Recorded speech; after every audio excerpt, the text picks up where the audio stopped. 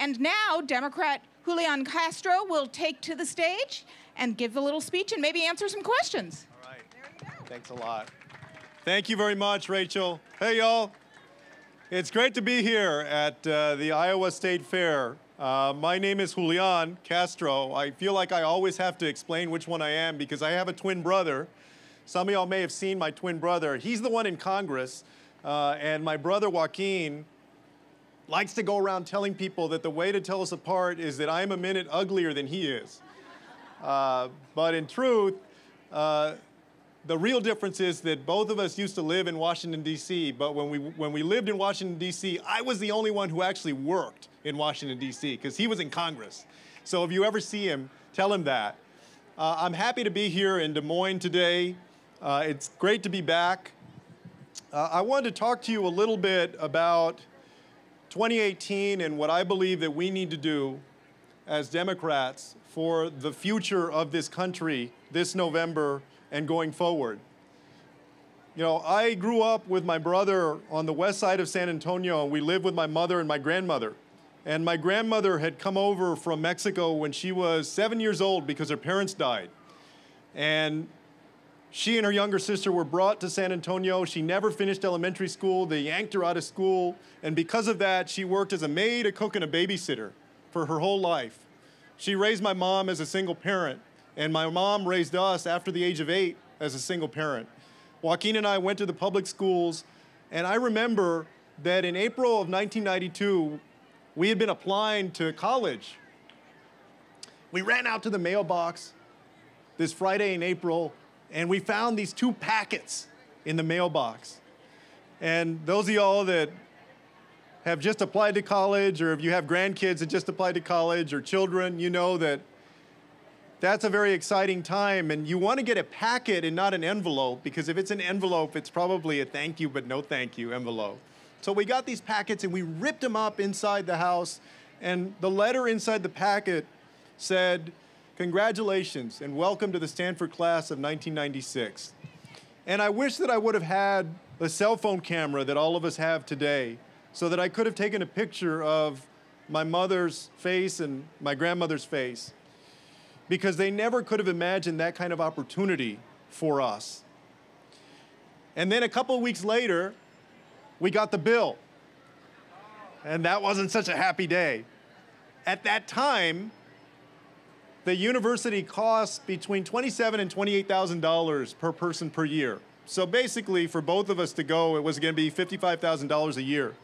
And my mother had made just under $20,000 when we applied, and my grandmother was getting a few $100s in a Social Security check. So there was no way that these 2 women that had worked hard their whole lives could afford that kind of opportunity. The only reason that I can stand here, blessed with the opportunity that I've had, is because I worked hard and my family worked hard, but also because there were Pell Grants and Perkins loans, and there was federal work study so that we could work while we were in school. In other words, this country has been greatest when it matches meaningful opportunity to hard work. No matter what your background is, or how much money your family has or doesn't have, or where you come from, or what state you live in. And the thing is that today, in 2018, in this 21st century, we need that recipe for success in our country more than ever. But what we need is a blueprint for the future, because we know that what worked yesterday isn't going to work today. And I'll give you an example. Today, in order to be successful, you need more skills and more education than you ever have. More of our jobs out there require some sort of certification or community college degree or university degree. In other words, college is like the new high school. There was a time when high school wasn't required. In this 21st century, we need to invest in brain power like never before. It also means that today, since people are living longer than they ever have, and the fastest growing generation of people are not the young people. You know, you hear a lot about millennials these days. You see article after article about millennials, and They're a huge generation and very important, but the fastest growing generation are folks that are reaching the age of 65. We have tons and tons of people that are reaching the age of 65 and people that are going to live into their 80s, into their 90s. That means that we shouldn't be backsliding from our commitment to Medicare and Social Security and Medicaid. We need to invest in those social safety net programs for seniors more than we ever have, because they're going to need them more than ever before. You go and you talk to folks here in Des Moines, or you go and talk to folks anywhere in small towns, go to talk to them in San Francisco and go to talk to them in Plano, Texas. And the rents are going through the roof. Here in Des Moines, the average one-bedroom apartment costs $792 a month to rent. Do y'all remember when it was a lot cheaper than that? It's getting harder and harder for folks to afford the same thing. That's why we have to raise the minimum wage in this country. It's why we need universal health care in the United States. It's why we ought to pay professionals like teachers what they deserve in our country. In other words, we need a blueprint that will ensure that in this 21st century, if you work hard, that you can thrive. A few years ago, I visited Chennai, India, and I was there on Republic Day. And Republic Day in India is sort of their day of national pride, and they had a military parade when we were there. I don't know if it cost $92 million to do, but they had a military parade. I hope it didn't, because the money can be better spent some other way. And the government official that I was with, we were talking, and he said, there are 400 different engineering programs in this state of India alone. 400 different engineering programs. We are competing in a 21st century global economy against nations that are rising, that are producing tons and tons of young people with the talent and the ability, the creativity, the intelligence to produce companies and products and ideas that are going to drive prosperity in the years to come. And that means for us, as Americans, that we don't have a single person to waste, that we need everybody's talent to succeed. That's why it matters if we invest in universal pre-K, to make sure that everybody gets a strong start in life. That's why it matters if we do criminal justice reform, to make sure that no matter what the color of your skin is, that you get treated fairly by law enforcement and in the courts. Because everybody counts in this country. We can't waste anyone.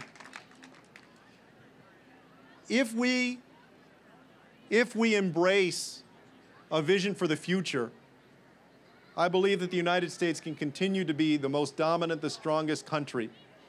I believe that the goal of this country should be to be the strongest, the smartest, and the safest nation in the world. And in this century, in the 21st century, all of those things go together more than they ever have before. As we become smarter, we become stronger. As we develop our alliances around the world, instead of tearing them down, we become safer. And the problem today is that we have leaders in Washington, D.C. that seem absolutely determined to take us backward, to go in a different direction, to go to a day where they're picking and choosing who gets opportunity and who doesn't based on what you look like or where you come from.